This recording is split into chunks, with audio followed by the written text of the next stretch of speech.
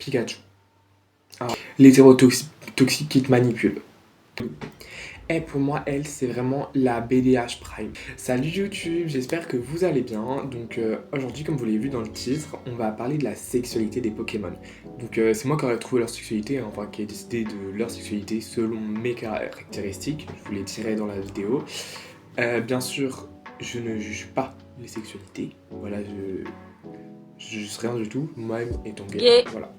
Donc, Oui. on va commencer par le Pokémon le plus aimé et je pense le plus connu de la saga, Pikachu. Alors lui, franchement, moi personnellement, je l'aime pas du tout. Hétéro. Alors, hétéro. Mais de fou furieux. Genre le mec, c'est aussi le mec toxique, tu vois, genre en mode hétérotoxique de fou.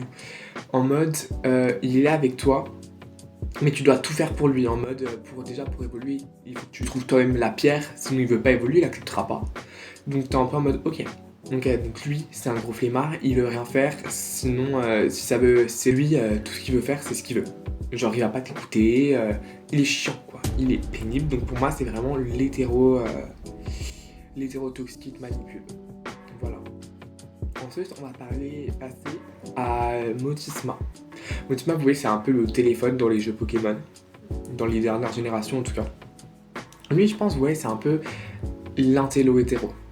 Genre en mode dans les films américains et tout, vous voyez, il est toujours présent pour ses potes et tout, mais il est pas en couple, il sera jamais en couple, tu vois.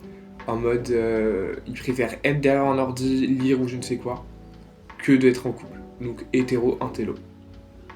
On va passer à un Pokémon que j'apprécie beaucoup, donc c'est Gardevoir. Et on rentre direct dans le top pour moi, les lesbiennes.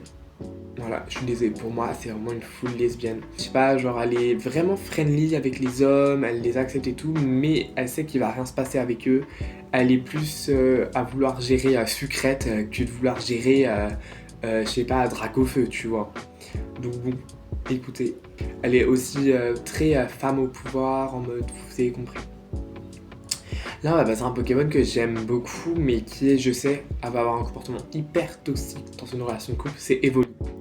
Et pour moi, elle, c'est vraiment la BDH Prime. Genre en mode, elle sait que tout le monde l'aime. Elle va pas vouloir une personne. Ça va vraiment être une BDH originelle, elle va vouloir aller grailler dans tous les territoires.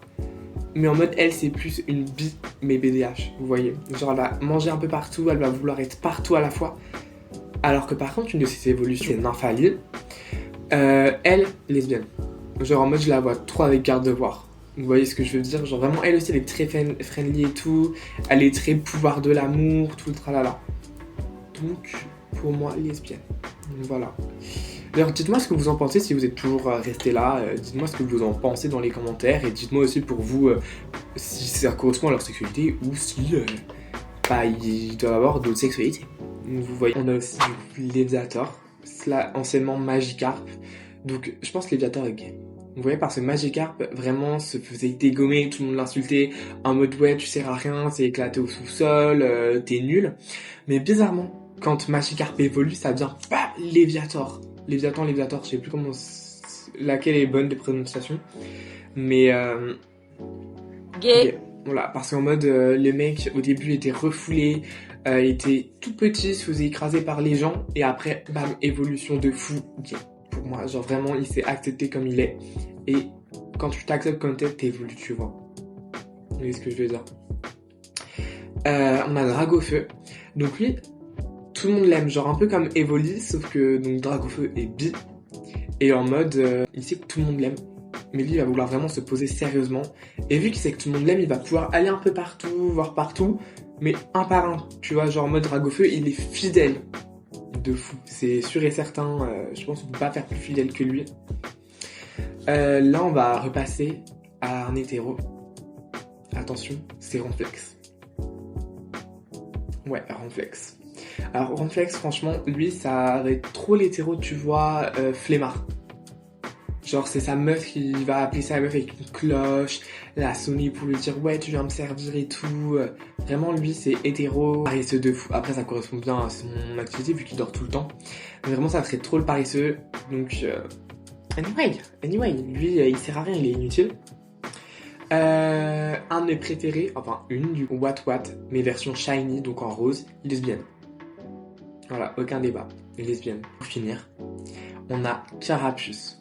Carapuce, il est gay pour moi. La vie. Gay. Genre le mec, Oui. je pense au début, il était tout timide, tout petit, tout en mode oui, je suis là pour vous aider et tout. Et il se laissait un peu, vous voyez, faire en mode je vais me faire discret et je vais laisser les autres devant en mode je voulais laisser évoluer devant, si vous voyez ce que je veux dire. Et au final, il évolue et là, il se libère. Et en mode libération, il fait ce qu'il veut, il accepte sa vie comme il l'est en fait. Et Carapuce, je le vois trop bien sortir avec genre Florizard. Vous voyez, genre Florizard, lui, il serait bi, mais en mode, même il s'en fout un peu du genre, du moment que la personne est gentille avec lui, vous voyez. Parce que Florizard aussi s'est fait agresser, hein. J'ai l'impression que personne n'aime Florizard comme starter. Mais bon, ça c'est une autre histoire. Voilà, la vidéo est donc finie. J'espère qu'elle vous aura plu. N'hésitez pas à liker, à vous abonner et à commenter. Puis passez une bonne journée en fait. Bisous.